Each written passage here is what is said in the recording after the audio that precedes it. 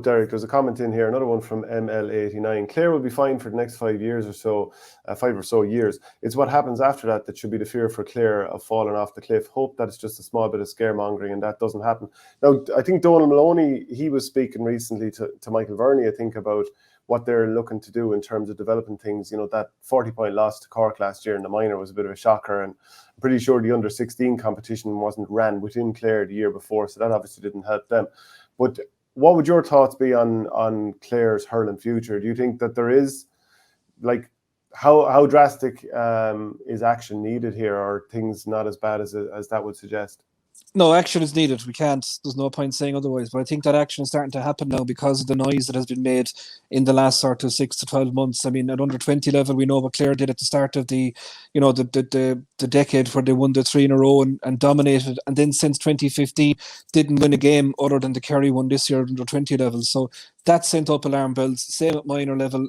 Reached those couple of Munster finals against Cork, but were ultimately well beaten. So I think that work has started. It's fantastic to have someone like Donald Maloney so hands-on, and I think it speaks volumes of the character of the man that he did that so soon after stepping back from the senior gig as well. So he's got good people around him. I think that work is starting. This review group that we're due to hear from in a couple of weeks' time in Clare will talk about putting more structures in place to ensure that that cliff edge doesn't happen, hopefully in 5 years. But it was important that that was done now, because if you go on another couple of years, well, then the task becomes that bit steeper. But I think now we've got the people and the expertise involved to hopefully turn things around.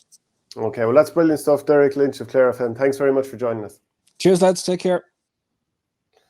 Great to have Derrick on there. And just even to talk about your own county, we've seen so much change with Offaly in the last couple of years since Michael Duignan came in, and now you're seeing, like, John Mahon's obviously over the football. He's just brought Tomás O'Shea, and Michael Fennelly seems to be doing a really good job in the hurling side of things.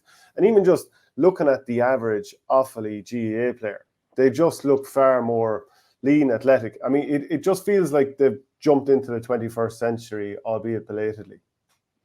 Yeah, I think the big issue with Offaly was going back 10, 15 years, that the underage was neglected in the county, and they always relied on school teams to produce players, and eventually then when the school teams stopped producing players, the development squads and underage setups just weren't at the level where they needed to be. And definitely in the last 5 or 6 years, they've put a huge amount of work into that.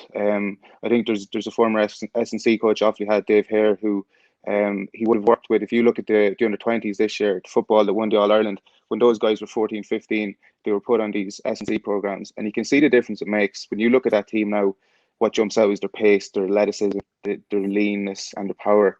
And it was structures like that were put in place even ahead of Michael Duigan's time. People were sort of looking at, we need to start producing players, and athletic development is such a big part of that.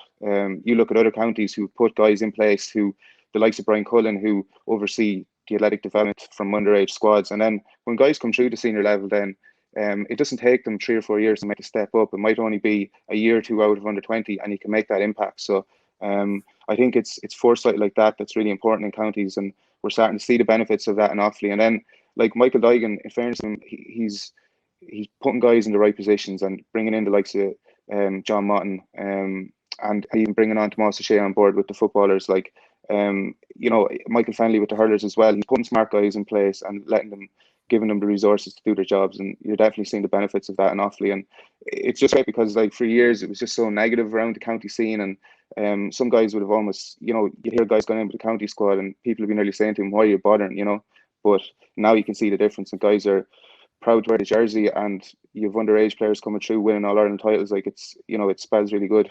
If you enjoyed this piece of content, please follow us on YouTube by hitting the subscribe button in the bottom right-hand corner of the page, which helps the channel grow. And if you want audio podcasts, go to patreon.com/ourgame.